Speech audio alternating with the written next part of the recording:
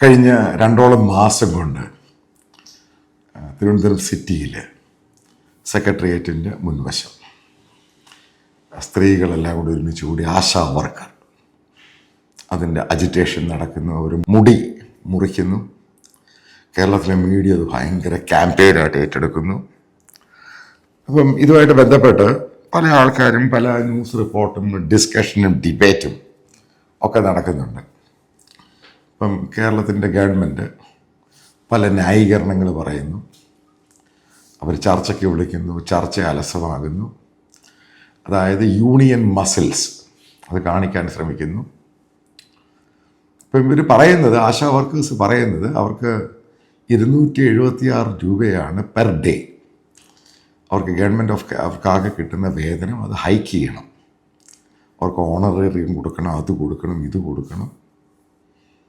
Okay, നമ്മൾ ഇനി യഥാർത്ഥ ഇഷ്യൂലോട്ട് പോകാം.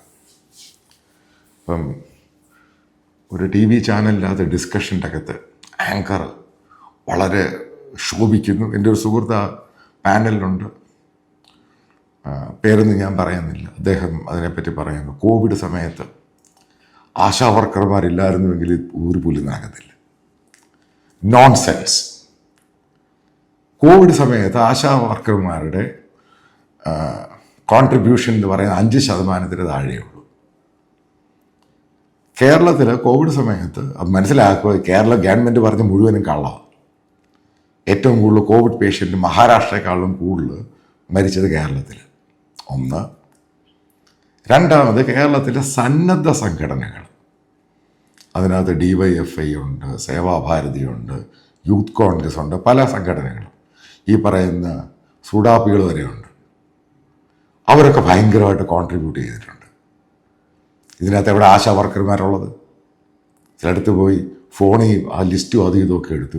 ബേസിക്കലി ആശാ വർക്കർമാരെന്ന് പറയുന്നത് ജോലി കള്ളികളാണ് ഇന്ന് അധികം.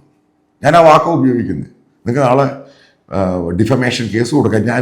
ഞാൻ തെളിയിച്ചു തരാം. ബേസിക്കലി പക്ക ജോലി ചെയ്യാൻ മടിയുള്ള കള്ളികളാണ് ഇവരധികവും. എൻ്റെ ഒരു കാര്യം ഞാൻ പറഞ്ഞുതരാം. ഞാൻ ഈ പറയുന്നതിന് അത്ര ലാഘവത്തോട് തള്ളിയൊന്നും കളയണ്ട. ഞാൻ ഓരോ കാര്യങ്ങളും നിങ്ങളുടെ മുമ്പിലോട്ട് വെക്കാം. അതായത് കേരളത്തിൽ നിങ്ങൾക്കറിയാം, മിഡിൽ ക്ലാസ്സാണ് ഏറ്റവും കൂടുതലുള്ളത്. അധികം വീടുകളിലൊന്നും ഈ പറയുന്ന ആൾക്കാരൊക്കെ ജോലി ചെയ്യാൻ അബ്രോഡാണ്. പ്രായമുള്ളവരുണ്ട്. കാരണം ഇവർക്കൊന്നും വീടൊന്നും പ്രോപ്പറായിട്ട് അതിൻ്റെ ഹൗസ് കീപ്പിംഗ് എന്ന് വേണമെങ്കിൽ പറയാം. പാചകം ചെയ്യണം, വീട് വൃത്തിയാക്കണം, ഇതൊന്നും അവർക്ക് ചെയ്യാൻ പറ്റുന്നൊന്നുമില്ല. ഞാൻ ഈ കോവിഡ് സമയത്ത് ആലുവയിൽ താമസിച്ച സമയത്ത് ഒരു വില്ല കോംപ്ലക്സിലാണ് താമസിച്ചത്. അവിടെ ഏറ്റവും കൂടുതൽ ഡിമാൻഡ് ഈ വീട് വൃത്തിയാക്കി ആഹാരമൊക്കെ പാചകം ചെയ്യുന്ന സ്ത്രീകൾക്കാണ്. ഭയങ്കര ഡിമാൻഡ്.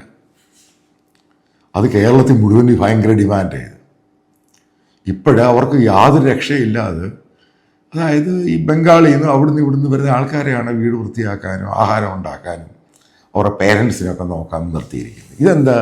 ഈ ജോലികൾ ഈ ആശാ വർക്കേഴ്സ് ചെയ്യാത്ത? എന്താണ് 276 രൂപയ്ക്ക് പോകുന്നത്? എനിക്കറിയുന്ന എത്രയോ സ്ത്രീകളുണ്ട്, രാവിലെ വൈകുന്നേരം വരെ 3-4 വീടുകൾ ചെയ്യുന്നവർ.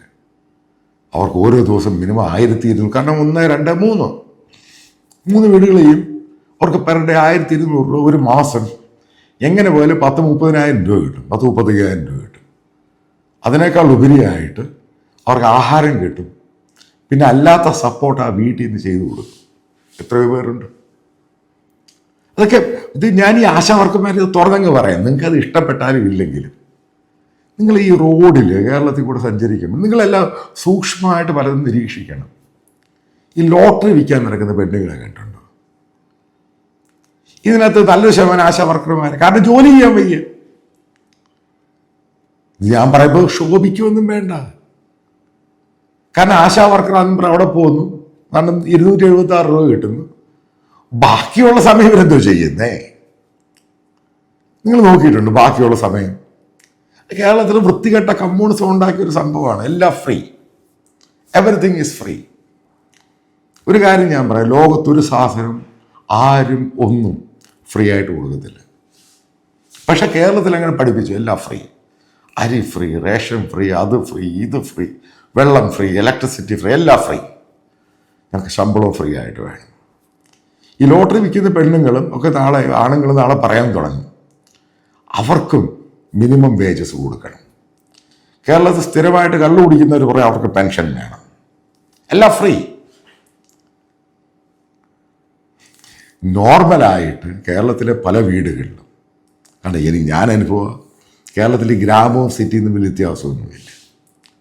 ഇപ്പം ഈ ജോലിക്ക് പോകുന്നവരുണ്ട്, അപ്പം അവർക്ക് ഒരാൾ വന്ന് വീട്ടിൽ വന്ന് സഹായിച്ചു, അവർക്ക് 500, 600, 700 കൊടുക്കാൻ പെർ ഡേ അവർക്ക് നഷ്ടമില്ല അതിൻ്റെ അത്. കാരണം എല്ലാം നിങ്ങൾ ഉദ്ദേശിക്കുന്ന പഴയ ചൂലിൻ്റെ ആവശ്യമൊന്നുമില്ല, എല്ലാം മെക്കനൈസ്ഡ്. ഇതെല്ലാം ക്ലീൻ ചെയ്യാം, അത് ചെയ്യും, ഇത് ഇത്ര സമയമുള്ളൂ എടുക്കത്തുള്ളൂ. ഇവർക്ക് മോർണിംഗ് ആഹാരം ബ്രേക്ക്ഫാസ്റ്റ് ഉണ്ടാക്കി കൊടുക്കാം, അത് കഴിഞ്ഞ് ലഞ്ച് അതിൻ്റെ കൂടെ പ്രിപ്പയർ ചെയ്യാം, ഈവനിങ് ഒരു പ്രാവശ്യം കൂടെ വരുന്നു. ഈസി ആയിട്ട് 700 രൂപ കിട്ടുന്ന കൊടുക്കുന്ന എത്രയോ വീടുകളുണ്ട്. അത് അവർക്ക് 2 വീട് 3 വീടൊക്കെ ചെയ്യുകയും ചെയ്യും. ഒരു 2 വീലറിൻ്റെ ആവശ്യമേ ഉള്ളൂ. എത്രയോ പേര് ചെയ്യുന്നവരുണ്ട്. ഇതൊന്നും ചെയ്യാൻ കഴിയാത്തവരാണ് ഈ പക്ക കള്ളികളാണ് ഈ ആശാ വർക്കർ. ഞാൻ വളരെ സ്റ്റഡി ചെയ്തേ കാര്യം പറയത്തുള്ളൂ, പെട്ടെന്ന് ഇമോഷനായിട്ട് കയറി പറയത്തൊന്നുമില്ല. കാരണം ഞാൻ അനുഭവസ്ഥർ. എന്തുകൊണ്ട് ഇവർക്ക് ചെയ്യാൻ പറ്റാത്തതിൻ്റെ കാര്യം അറിയാം. പല റീസൺസ് ഉണ്ട്. അതുകൊണ്ടാണ് കള്ളികളെന്ന് പറഞ്ഞ്. ഇവരിലധികം പേരും ചിലയിടത്തൊക്കെ വീടൊക്കെ ജോലി ചെയ്യാൻ പോയിട്ട് അവിടുന്ന് മോഷണവും പരിപാടിയും അല്ലെങ്കിൽ സംഭവങ്ങളൊക്കെ ഉണ്ടായിട്ടുണ്ട്. ഇവരൊരു ദൂരെ കളഞ്ഞിട്ടുണ്ട്. ഞാനിത് ഉറപ്പ് ഇത്രയും തുറന്ന് പറയണമെന്നുണ്ടെങ്കിൽ ഉറപ്പായിട്ട് എനിക്ക് പലതും അറിയും. അതൊരു ജോലിയുടെ കൾച്ചറുണ്ട്, ഒരു ഒരു ഒരു കൾച്ചറുണ്ട്. ഞാൻ ഒരു ഉദാഹരണം പറയാം. ഈ അമേരിക്കയിൽ ഈ വീടുകളിലൊക്കെ ജോലിക്ക് വരുന്നത് കാരണം ഇല്ലീഗൽ ഇമിഗ്രൻസാണ് കൂടുതലും. ലീഗലായിട്ടുണ്ട്, ഇല്ലീഗലും ഉണ്ട്. അത് സ്പാനിഷ് മെക്സിക്കൻസാണ് കൂടുതൽ വരുന്നത്. കാരണം അവർക്ക് ക്യാഷായിട്ട് വേണം. അപ്പോൾ ഞാൻ ലോസ് ഏഞ്ചലസ്, ന്യൂയോർക്കിൽ ഇവിടെയൊക്കെ താമസിച്ച സമയത്ത് പല വീടുകളിൽ ഒന്നാമത് എല്ലാം സ്വയമായിട്ട് ചെയ്യുന്നവരാണ്. അവരെ സഹായിക്കാനൊക്കെ ഇവരാ കയറി വരുന്നത്. അപ്പം അവരെ ഒന്നും ഗവൺമെൻറ് പുറത്താക്കത്തില്ല. കാരണം ആ വീട് ആ സംഭവം റൺ ചെയ്യാൻ ആൾ വേണം. എന്താ അവർ ചെയ്യുന്നത്? ഇതേപോലെ 2, 3 വീടുകൾ അവിടെ പോയി ക്ലീൻ ചെയ്യുക, വൃത്തിയാക്കുക, അത് ചെയ്യുക, ഇത് ചെയ്യുക. അത് കറക്റ്റായിട്ട് പൈസയും കിട്ടുന്നുണ്ട്, പണവും കിട്ടുന്നുണ്ട്. ഇത് ഒരു ജോലിയും ചെയ്യാൻ പറ്റത്തില്ല. കാരണം നിങ്ങൾ കാണും കേരളത്തിൽ കൂടെ പോകുമ്പോൾ ഏറ്റവും കൂടുതൽ കാണും CATUവിൻ്റെ അവർക്ക് വിശ്രമ കേന്ദ്രം. ജോലി ചെയ്യുന്നവൻ എന്തിനാണ് ആ വിശ്രമ കേന്ദ്രം കൊടുക്കുന്നേ? അവൻ ജോലിയിൽ എൻഗേജഡ് അല്ലയോ? വിശ്രമ കേന്ദ്രം. ഇതേപോലെ നോൺസെൻസാണ് കേരളത്തിൽ മുഴുവൻ നടക്കുന്നത്. സ്ഥിരം മദ്യപാനികൾ അവരുടെ പറയും, മറ്റുള്ളവർ പറയും, എല്ലാവർക്കും പെൻഷൻ വേണം. അതുകൊണ്ടാണ് കേരളം ഇങ്ങനെ നശിച്ചു പോയത്. അതിനൊരു കമ്മ്യൂണിസ്റ്റ് സംഭവം, മുടി മുറിക്കുക, പുതിയ എല്ലാ അറ്റൻഷൻ വേണം. അതിനെ കാരണം മീഡിയയ്ക്ക് ഇവിടെ പ്രത്യേകിച്ച് പരിപാടിയൊന്നുമില്ല. ഇങ്ങനെയുള്ള കാര്യങ്ങൾ എടുത്ത്. എന്നാൽ യഥാർത്ഥ ഇഷ്യൂ പറയേ. ഇവർക്ക് 276, എന്നാൽ ഇവർക്ക് 1000 രൂപ കിട്ടുന്ന തൊഴിലുണ്ട് അപ്പുറത്ത്. അവർക്ക് ആഹാരം കിട്ടും, മറ്റുള്ള സംഭവം കിട്ടും. ഈ പറയുന്ന വെയിൽ കൊള്ളണ്ട, ഈ ലോട്ടറി എന്ന് പറഞ്ഞ തെണ്ടി തിരിഞ്ഞ് നടക്കണ്ട, എല്ലാം കൃത്യമായിട്ട് പൈസ കൊടുക്കും. ഭയങ്കര ഡിമാൻഡ്. എന്താ പോവാത്ത ചെയ്യാൻ പറ്റും. കാരണം അക്കൗണ്ടബിലിറ്റി ഉണ്ട്. കാരണം അതിപ്പോൾ റെസ്പോൺസിബിലിറ്റി ഉണ്ട്. കാരണം വീട് വൃത്തിയാക്കില്ല അവന്ന് ചോദിക്കുക, എന്താ വൃത്തിയാക്കാൻ, ഇതെന്താ ഇങ്ങനെ കിടക്കുന്നത്, ബെഡ് എന്തോ ഇങ്ങനെ കിടക്കുന്നത്, ആഹാരം എന്താ ഇങ്ങനെ ഉണ്ടാക്കിയത്, ഈ ചോദ്യങ്ങൾ പേടിയേ. പിന്നെ ഒരു ഓണസ്റ്റി ഉണ്ട് ജോലി. അപ്പം ഞാൻ ചെയ്യുന്ന ജോലിയോട് എനിക്കൊരു ഓണസ്റ്റി ഉണ്ട്. അപ്പം ഞാനിപ്പം വീടുകളിൽ വന്ന് ജോലി ചെയ്യുന്ന അവർക്കൊരു ഓണസ്റ്റി ഉണ്ട്. ആ ഓണസ്റ്റി പോലും ഇല്ലാത്തവരാണ് ഈ സാധനങ്ങൾ മുഴുവനും. അതിനെ നയിക്കാനായിട്ട് നേതാക്കൾ, അതിനെ ബാക്കപ്പ് ചെയ്യാനായിട്ട് കോൺഗ്രസിൻ്റെ നേതാക്കൾ, ആ നേതാക്കൾ, ഈ നേതാക്കൾ. ഒരു ജോബ് കൾച്ചറുണ്ട് എല്ലായിടത്തും. ആ കൾച്ചർ ഒട്ടുമില്ലാത്തൊരു സ്റ്റേറ്റ് കേരളമാക്കിയത് ഈ പറയുന്ന കമ്മ്യൂണിസ്റ്റുകാർ. എത്രയോ ഇടത്തുണ്ട് ജോലി, എത്രയോ ആൾക്കാർക്ക് വേണം. ഈ ആശാവർക്കും അല്ലാണ്ട് 10-700 പേര് പഞ്ചായത്ത് മെമ്പർമാർ. അതേപോലെ ഈ റൂറൽ ഗ്യാരണ്ടി സ്കീം എന്താ എൻ്റെ അടുത്ത് നടക്കുന്നത്? നിങ്ങൾ കണ്ടിട്ടുണ്ടോ സംഭവം? ഞാൻ കണ്ടിട്ടുണ്ട്. പക്ക കള്ളികൾ, ജോലി ചെയ്യാൻ വയ്യ, നോണ പറച്ച്.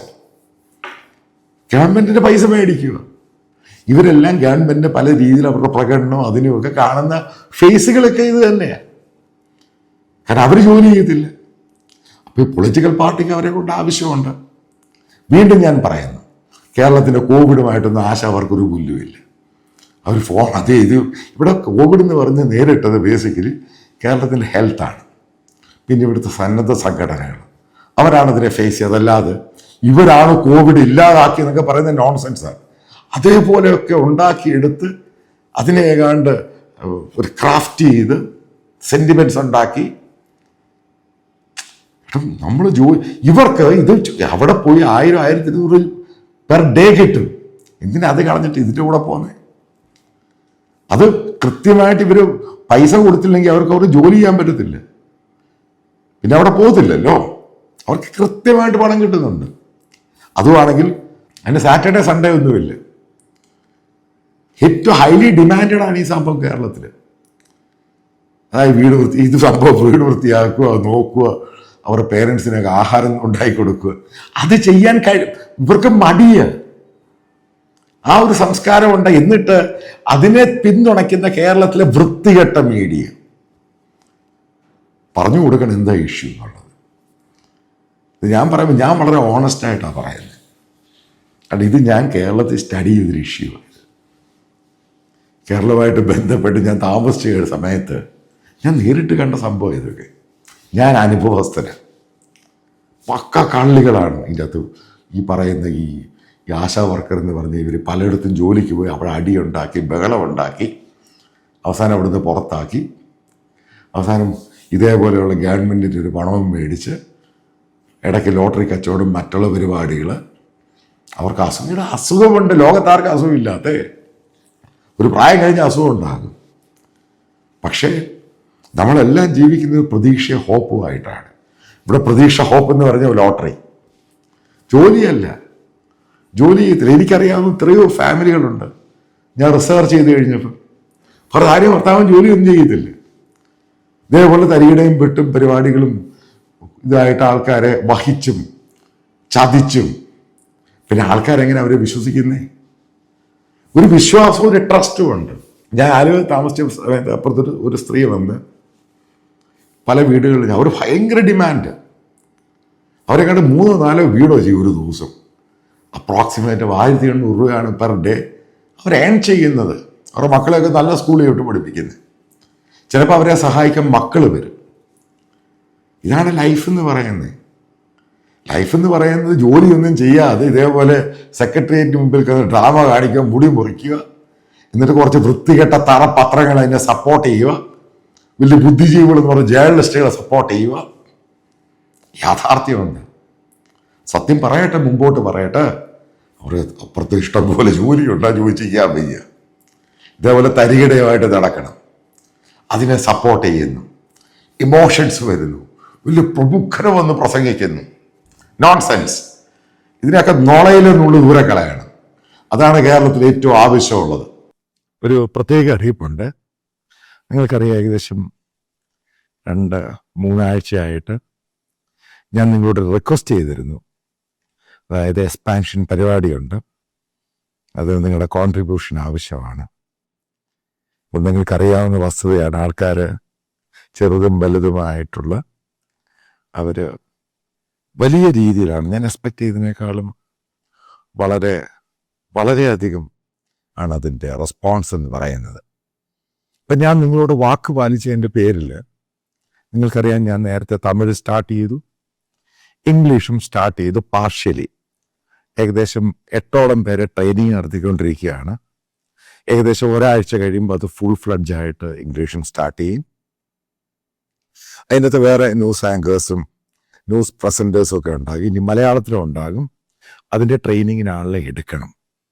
പിന്നെ ഹിന്ദി അടുത്ത മാസത്തോടു കൂടി ഹിന്ദി സ്റ്റാർട്ട് ചെയ്യും. അതേപോലെ തന്നെ ബംഗാളി, കാരണം ഞാൻ കേരളത്തിനേക്കാളും കുറച്ച് പോപ്പുലർ ബംഗാളിലായി ശാരദ സ്കാമുമായിട്ട് ബന്ധപ്പെട്ട് ബംഗാളിൽ സ്റ്റാർട്ട് ചെയ്യും. വരാൻ പോകുന്ന 2-3 മാസത്തിനുള്ളിൽ ഏകദേശം 6-7ഓളം, ഇൻക്ലൂഡിങ് കന്നഡ ഉൾപ്പെടെ, തെലുങ്ക് ഉൾപ്പെടെ, മറാഠ ഇതുൾപ്പെടെ ഭാഷകളിൽ നിങ്ങൾക്ക് ഇതിൻ്റെ കണ്ടന്റും വീഡിയോകളും വ്യത്യസ്തമായ ഭാഷകളിൽ ഉണ്ടായിരിക്കുന്നതായിരിക്കും. സഹകരിച്ച എല്ലാവർക്കും വീണ്ടും വീണ്ടും നന്ദി പറയുവാൻ വാക്കുകളില്ല. ഇതിൻ്റെ താഴെ എവിടെയാണ് കോൺട്രിബ്യൂട്ട് ചെയ്യുന്ന ഡീറ്റെയിൽസ് ഉണ്ട്. വീണ്ടും നന്ദി പ്രകാശിപ്പിക്കുന്നു.